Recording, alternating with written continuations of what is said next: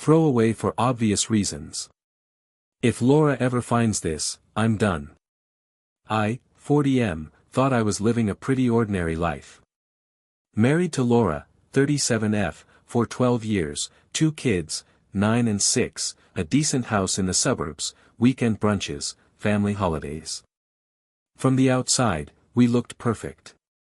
People always told me how lucky I was. The truth? Laura is impossible. She's mean, controlling, hysterical over the smallest things. If I disagreed with her, she'd scream for hours, slam doors, throw plates. If I stayed quiet, she'd mock me, call me boring, accuse me of being weak. She could twist any situation to make herself the victim. I stayed because of the kids. Then came the accident. One rainy night, I got a call that froze my blood. Laura had been in a car crash. They said she'd swerved off a back road and rolled into a ditch. Broken arm, cracked ribs, concussion, but miraculously alive. Everyone kept repeating the word, miracle. Her parents cried. Neighbors brought casseroles. Friends flooded her with sympathy messages. But I couldn't shake the unease. When I saw the police report, it didn't add up. No skid marks on the road. No sign she even tried to brake. The passenger seat was pushed all the way back, and in the console, 2 half-empty coffee cups. Yet Laura swore she was alone. When I asked, she went hysterical, "You're interrogating me? I could have died, and this is all you care about? You heartless bastard." Then she threw a glass at the wall, shattered it into 100 pieces, and locked herself in the bedroom. It got worse. When I picked up her hospital bag, I found something stuffed at the bottom, a prepaid cell phone I'd never seen. The last text on it. It worked. He suspects nothing. That was the night I realized, this wasn't an accident. Laura staged it. And for reasons I didn't yet understand, I was part of her plan. I kept quiet, started watching her.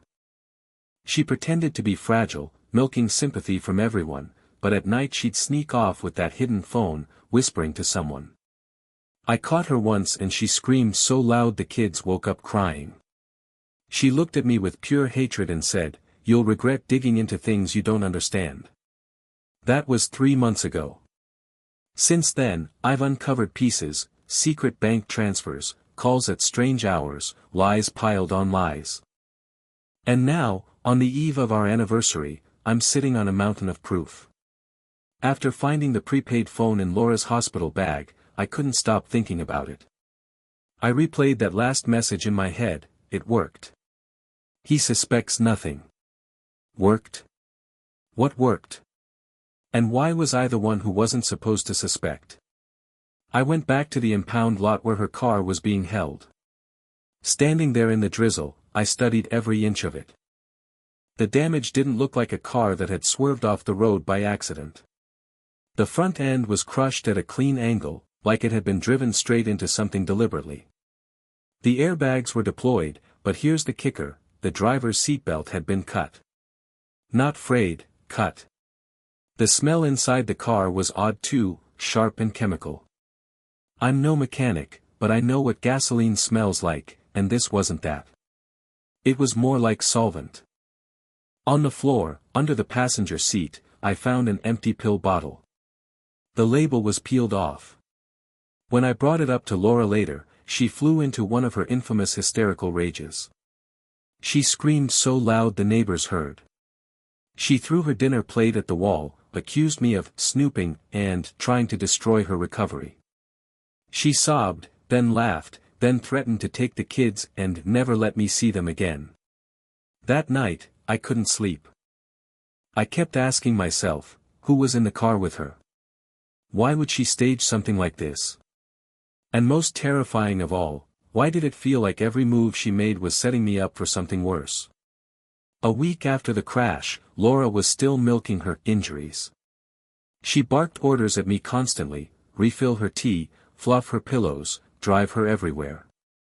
Anytime I hesitated, she'd snap, I almost died, Daniel. Show some compassion. She played the fragile victim in front of friends and family, but the second the door closed, her mask dropped. One evening, while she was showering, I went through the plastic folder she brought home from the hospital. Most of it was standard, discharge papers, X-ray results. But there was also a slip I wasn't supposed to see, a toxicology report. It showed traces of benzodiazepines in her system. The kicker. None of those drugs were prescribed to her. When I confronted her, she went full hysterical. She accused me of digging through her private medical records, screamed that I was trying to paint her as a junkie. She smashed the glass coffee table with the remote and stormed upstairs, slamming the bedroom door so hard a picture frame fell off the wall. Later that night, I overheard her on the phone in the bathroom. I pressed my ear to the door and caught fragments. "No, he doesn't know. I said it worked. Stop panicking, I'll handle him." Her voice was sharp, angry, not the weak, injured wife she pretended to be. The next morning, I asked the hospital about the pill bottle I'd found in the car. They had no record of prescribing her anything like that. When I pushed harder, the nurse looked uncomfortable and said Laura had insisted the bottle belonged to me. That's when it hit me, she was laying groundwork. Planting seeds. Turning suspicion toward me. My wife hadn't just staged an accident. She was building a story where I was the villain. After finding out Laura told the hospital staff that the pill bottle in the car was mine, I couldn't shake the feeling that she was setting me up for something. It was subtle at first, small digs, manipulative comments, but then her lies started spilling out in ways I couldn't ignore.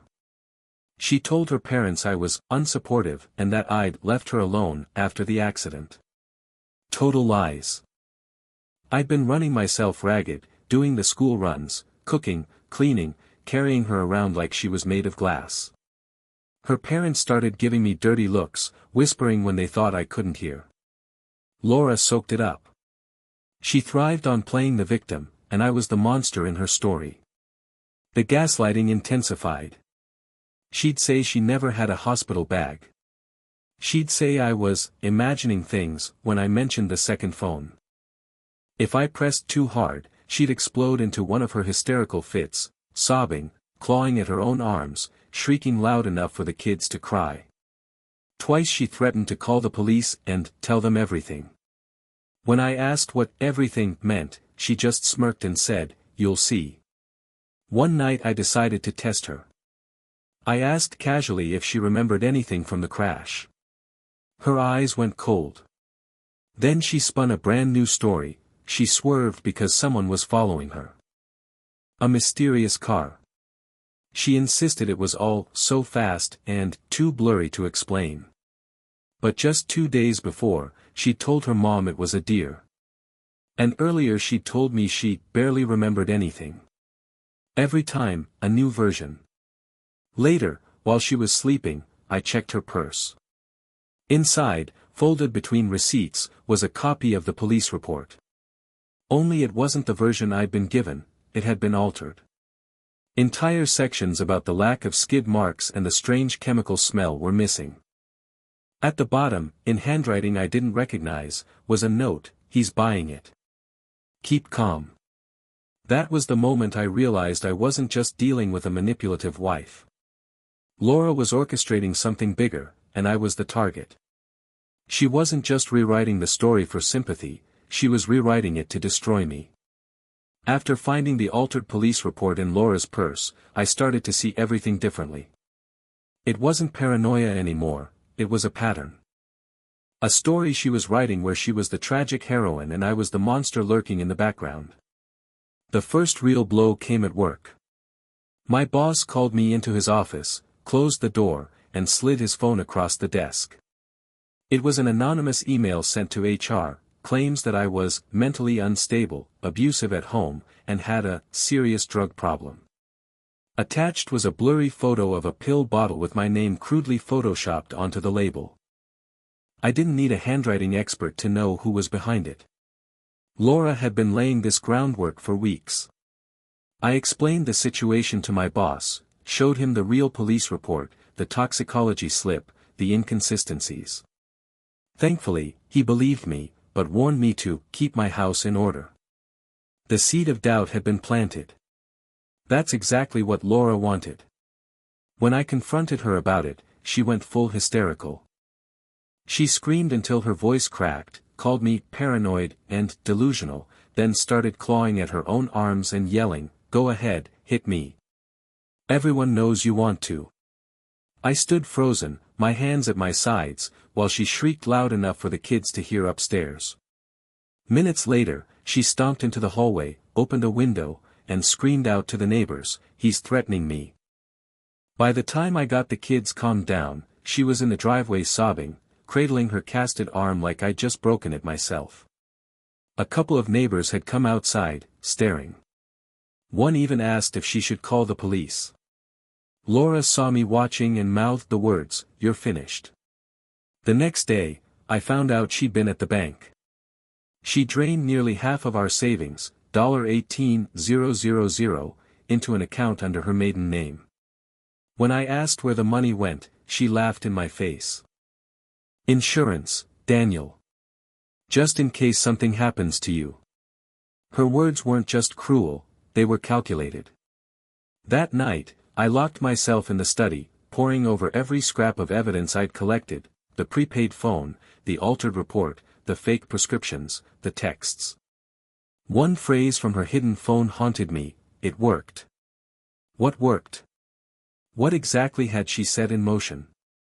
I didn't have answers yet, but I knew one thing, my wife wasn't just manipulative. She was dangerous. And if I didn't act soon, I was going to lose more than my marriage. By this point, I was running on fumes. Sleep was a luxury, trust was gone, and every day felt like walking into a trap. Laura had weaponized everything, her accident, her injuries, her hysterics. Now she was expanding her story to anyone who'd listen. The first sign came when the school called me. The counselor asked if I could come in for a private meeting. When I arrived, I was blindsided. Laura had been there the day before, telling staff she was worried about me. She claimed I was erratic, on medication, and that the kids might not be safe alone with me. She even cried to the principal about her trauma from the accident, insisting that I'd become cold and threatening. Thank God the principal knew me well enough to hesitate. Still, the seed of suspicion had been planted there too. I could see it in the counselor's eyes. Laura was poisoning the well everywhere she could. That night, when I got home, Laura was waiting in the kitchen. She sat at the table, smiling in that smug way she did whenever she thought she'd won. "You know," she said, tapping her broken arm with a manicured finger, "it would only take one good story for the police to believe me. With all the bruises, all the medication, they'd lock you up without a second thought." I felt my blood run cold. She wasn't even hiding it anymore, she was telling me, point blank, that she was building a case against me. Later, when she thought I wasn't around, I heard her on that hidden phone again. She was pacing the backyard, whispering fast. "I only caught fragments, he's nervous now." "No, not yet. He'll hang himself if I push hard enough." "Not yet." Those words hit me like a hammer. 2 days later, I got a knock at the door. Police. Someone had filed a report claiming I'd threatened Laura with violence. She had scratches on her arm to prove it. I showed the officers my own evidence, the doorbell footage of her screaming at me in the driveway, the fake prescription bottle, the prepaid phone, but they only shrugged. "Sort it out in court, sir." Laura stood behind them on the porch, cast cradled dramatically, crocodile tears streaming down her face. When the cops left, she leaned in close and whispered so only I could hear, "Tick-tock, Daniel. Everyone believes me. No one believes you." That night, I sat alone in the dark study, staring at my kids' photos. I realized something terrifying, this wasn't about an accident anymore. It wasn't even about her affair, or her lies. Laura was orchestrating a slow-motion execution, ruin me socially, financially, legally, and when the dust settled, she'd walk away with everything. Laura's threats had gone from veiled to blatant. Every word she spoke carried an edge, like she was rehearsing lines for an audience I couldn't see. I started double-locking doors at night. Not because I thought she'd leave, because I was afraid of what she'd do while staying. The pressure boiled over one Saturday. I'd taken the kids to soccer practice while Laura rested. When we came home, the house was chaos. A vase smashed on the floor, drawers pulled out, the living room trashed like a storm had blown through. Laura sat in the middle of it all, clutching her broken arm, mascara streaked, shaking like a leaf. The second she saw me, she screamed, "You did this. You came home and attacked me in front of the children." The kids froze in terror. My son whispered, "Dad, you didn't." She grabbed her phone and dialed 911, sobbing hysterically. "My husband hit me. He's dangerous. He's trying to kill me." I'd never felt fear like that in my life. I yanked out my own phone and hit record, panning across the untouched hallway, the timestamp from soccer practice on my car's dashcam, the kids standing beside me shaking their heads. When the police arrived, I shoved my phone into their hands before Laura could even open her mouth. Her performance collapsed instantly. One officer muttered something about false reporting.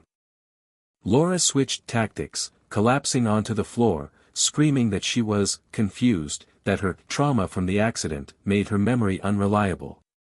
They didn't arrest her. They just noted the incident and told us both to keep our distance. But the kids saw it. They saw her try to destroy me in real time. My daughter asked me that night, "Why does mommy lie about you?" I didn't know how to answer. I started piecing it together. The cut seatbelt. The empty pill bottle. The prepaid phone. The altered police report. The scratches she gave herself. The staged living room. It wasn't random. Laura wasn't spiraling, she was executing a plan step by step, each move designed to build a case where I looked like the villain. But for what? Divorce? Custody? Money? Insurance? The next clue came from the PI I'd secretly hired. He'd followed Laura one evening when she claimed she was going to group therapy. She didn't go to therapy. She met a man in a diner across town. They sat in a booth, heads close together, arguing. The PI snapped photos of her shoving an envelope across the table. The man counted what looked like cash. When I saw the photos, something inside me snapped. I wasn't paranoid. I wasn't delusional. My wife had staged her own accident, was bleeding our accounts dry, and now she was paying someone off. That night, Laura came home late, smelling of perfume and cigarettes. She saw me staring at her and sneered, "What? Are you going to spy on me again? You'll never be man enough to stop me." For the first time in years, I didn't argue. I just stared at her, silent. And in that silence, she finally looked nervous. She knew I was onto her. The photos from the PI were damning, Laura sliding an envelope of cash to a stranger in some roadside diner. Proof she wasn't just hysterical, she was plotting. But proof doesn't mean safety. If anything, it made things worse. 2 days later, I came home from work to find Laura in the driveway with her parents. She was sobbing, clutching her ribs, telling them I'd pushed her into a wall. They glared at me like I was a monster. I tried to explain, showed them my phone footage from the soccer day incident, but they refused to even look. Laura wailed louder, clinging to her mother's arm like a wounded child. That night, her father cornered me in the kitchen. He jabbed a finger in my chest and said, "If you lay one hand on her again, I'll make sure you rot in prison." It didn't matter that none of it was true. Laura's lies had poisoned even her family. Later, I found out she'd been telling neighbors the same story. One stopped me on my morning jog, looking uncomfortable. "Hey, man. Laura says things are rough. If you need help, maybe talk to someone." His tone said it all, he believed her. She was turning the whole community against me. Then came the letter. It arrived in the mail with no return address. Inside was a photocopy of a life insurance policy, my name as the insured, Laura as the sole beneficiary. The policy had been quietly increased 6 months before the accident. My signature was forged. I confronted her, waving the paper in front of her face. She didn't flinch. She laughed. Actually laughed. Finally caught up, did you? Took you long enough. You always were slow, Daniel. Then she launched into one of her rages, screaming so hard spit flew from her mouth. She called me worthless, boring, pathetic, and swore she'd take the kids from me, one way or another. That night I checked our bank accounts again. More money missing. Transfers I didn't authorize. She wasn't just lying, she was draining us dry, brick by brick, while building a case that I was unhinged. The kids were suffering too. My daughter had started sleepwalking, crying out, "Don't fight." In the middle of the night. My son asked if the police were going to take me away. It killed me to see them living in fear, pawns in Laura's twisted game. I started documenting everything, photos, recordings, bank statements, PI reports. If Laura thought she could gaslight me into silence, she was wrong. But the scariest moment came when I found her journal. Tucked under her pillow, pages filled with frantic handwriting. Some entries were just angry rants about me. But others were detailed plans. Notes about timelines, witnesses, and one line that made my blood run cold. If the first accident didn't work, I'll have to make it look like he finally snapped. I put the journal down with shaking hands. This wasn't paranoia anymore. Laura wasn't just setting me up for divorce or custody. She was laying the groundwork to erase me completely, one way or another. I thought I was prepared. I had the journal, the PI photos, the altered police report, even the prepaid phone. I was building a case, brick by brick, to prove Laura was staging everything. But nothing prepared me for what happened that night. It started with the kids' bedtime. Laura insisted on reading them a story, which was unusual, she usually left that to me. I stood in the doorway, watching her smile too wide, her voice too syrupy as she read. The kids were stiff, silent, their eyes darting to me like they wanted to escape. When she finished, she kissed them both on the forehead and whispered, "Mommy will always protect you from Daddy." That cut deep. When I tucked them in later, my daughter asked, "Daddy, are you going to hurt Mommy?" I felt my stomach drop. Laura had poisoned them against me, and she was doing it deliberately. After they were asleep, I went downstairs. That's when I smelled it, something sharp, chemical, almost metallic. I followed it to the garage. There, in the half-dark, was Laura. She stood by my car, clutching a gas can, sloshing liquid across the hood. When she saw me, she froze for a split second. Then she screamed at the top of her lungs, "Stop hitting me. Somebody help me." She hadn't even touched me, but her shriek carried into the night like a siren. I lunged for the gas can, yanked it away, and shoved it across the floor. She collapsed, clutching her cast, wailing hysterically. "He's trying to kill me. He's crazy. He's dangerous." Her voice cracked, wild, manic. She clawed at her own face, leaving red streaks. The neighbors heard. Within minutes, red and blue lights flooded the street. The cops piled into the garage, hands on their holsters. Laura crawled toward them, sobbing, "He tried to set the car on fire with me inside. He's out of control." I thought I was finished. Truly finished. But then I remembered, I'd set up a camera in the garage a week before, hidden high in the rafters. While Laura spun her story, I pointed to the camera. My hands were shaking so hard I almost dropped the remote as I pulled up the feed on my phone. The footage was crystal clear, Laura sneaking in with the gas can, pouring it over the car, screaming rehearsed lines into the empty space. The officers watched in silence. One of them muttered, "Jesus Christ." For the first time, someone besides me saw through her act. The cops pulled me aside, apologized, and told me to get a restraining order immediately. Laura, realizing the trap had sprung, went feral. She thrashed, screamed, kicked one officer in the shin, spat in another's face. They had to drag her away in cuffs, her voice echoing through the street, "You'll regret this, Daniel. You'll regret everything." The kids had woken up by then, clinging to me, terrified. I promised them it was over, but inside I knew it wasn't. Not yet. Because with Laura, nothing ever ended clean. The morning of the hearing felt like walking into a battlefield. My lawyer had prepped me relentlessly, "Keep calm, stick to the facts, don't let Laura bait me."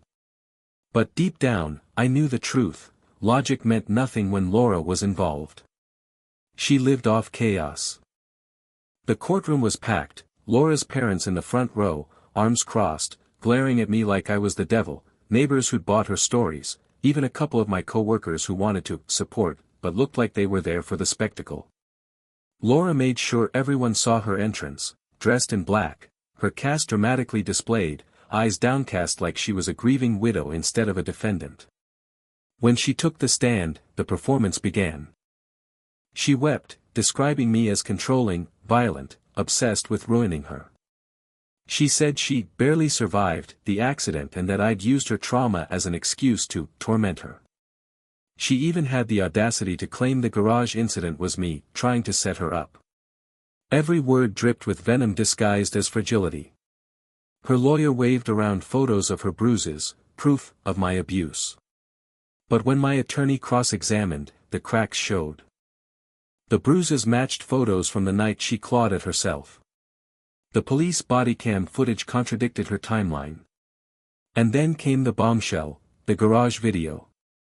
The judge watched Laura walk in with the gas can, pour it deliberately, then scream into the empty air. The room went silent. Laura's face twisted, the mask slipping in real time. She shrieked that it was edited, that I'd hacked her phone, that everyone was conspiring against her. The judge warned her once, twice. On the third outburst, she hurled her water glass across the room, shattering it against the wall. Security had to drag her out, kicking and screaming, her voice echoing, "You can't take my kids. He's the liar. He's the liar." When the gavel finally came down, the ruling was clear, I was granted primary custody. Laura's visitation was restricted, supervised, pending mandatory psychiatric evaluation. The house was awarded to me. The financial accounts frozen until the fraud investigations finished. It should have felt like victory, but it didn't. Sitting there, I didn't feel triumph, I felt hollow. The kids' lives had been ripped apart. The woman I once thought I'd grow old with had turned into a stranger who nearly destroyed me. As we left the courthouse, my daughter squeezed my hand and whispered, "Is Mommy going to be okay?" And I realized, this wasn't about winning. It was about surviving. But Laura wasn't done yet. As they dragged her past me in cuffs, she leaned in just close enough to hiss, "This isn't over. Not until one of us is gone." And in that moment, I knew, even with the ruling in my favor, the war wasn't finished. After the judge's ruling, my world should have felt lighter. I had custody of the kids, the house, and enough evidence to finally prove Laura's lies. But instead of relief, what settled over me was exhaustion, like my body finally realized it had been living in fight or flight for years.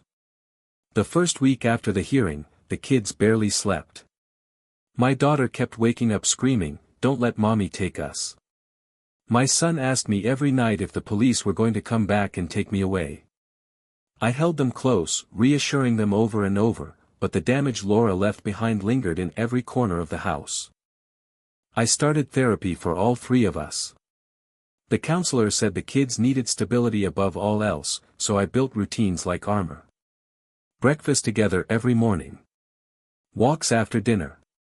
Homework at the same time every night. Small, ordinary things that felt almost revolutionary after years of chaos. Slowly, I saw the fear fade from their eyes.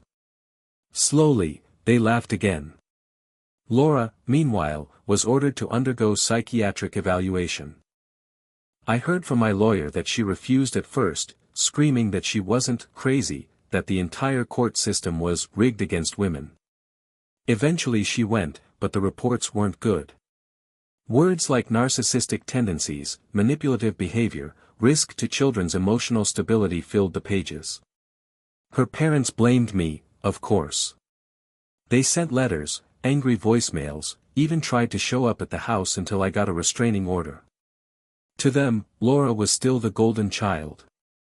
Nothing would ever change that. The strangest moment came 2 months later. I was leaving the grocery store with the kids when I saw her across the parking lot. No makeup, hair unkempt, thinner than I'd ever seen her. For the first time, she didn't look like the commanding, hysterical woman who ruled our lives. She looked small. She walked over slowly. My instinct was to shield the kids, but she stopped a few feet away. Her voice was soft, almost trembling. I didn't mean for it to go this far. She glanced at the kids, tears welling, then whispered, "Tell them I love them." Before I could answer, she turned and walked away. That night, my son asked if Mommy was getting better. I didn't know how to respond. Part of me wanted to rage about everything she'd done. Another part, the part that still remembered the woman I married, hoped she might finally face her demons. But deep down, I couldn't shake her last words in the courthouse, not until one of us is gone. Peace felt fragile, like glass that could shatter at any second. 6 months have passed since the courtroom inferno, and for the first time in years, I feel like I can breathe. The kids are doing better, school reports are good, their laughter sounds real again, and their nightmares have mostly faded. I've rebuilt our routines into something normal, something safe.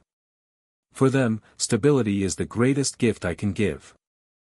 I've learned to live without waiting for the next explosion. No more screaming fits at 2 a.m. No more walking on eggshells. No more pretending to be a family for neighbors who had no idea what was happening behind closed doors. The silence in the house is heavy sometimes, but it's peaceful. Peace feels like a luxury I never thought I'd earn. Laura's visitation is still supervised. The kids go, but they return withdrawn, uneasy. They don't talk much about what happens there, only that, "Mommy cries a lot," and "Mommy says you'll regret what you did." I don't press for details. I just hold them and remind them they're safe. One evening, while sorting through old mail, I found an envelope wedged behind the desk. It was addressed to me in Laura's handwriting, dated weeks before the crash. My hands shook as I opened it. Inside was a single sheet of paper with 3 lines. "You'll never leave me. If I can't win, I'll make sure you lose. Sometimes, accidents have to happen." I sat there for a long time, staring at those words. It confirmed everything I already knew. The crash wasn't bad luck, it wasn't a mistake, it was her opening move in a twisted game she thought she could control. I didn't show the kids. I didn't even show my lawyer. I burned the letter in the backyard that night, watching the flames eat away the last of her threats. Because holding on to it meant letting her voice echo in my head forever. Laura may never change. She may never admit what she did, never take real responsibility. But that's no longer my battle. My job is to raise my kids without her poison infecting them. My job is to break the cycle. And maybe, one day, when they're old enough to understand, I'll tell them the whole truth, that their mother's accident wasn't an accident at all. But for now, I choose silence. I choose peace. I choose freedom. The war is over. And I survived.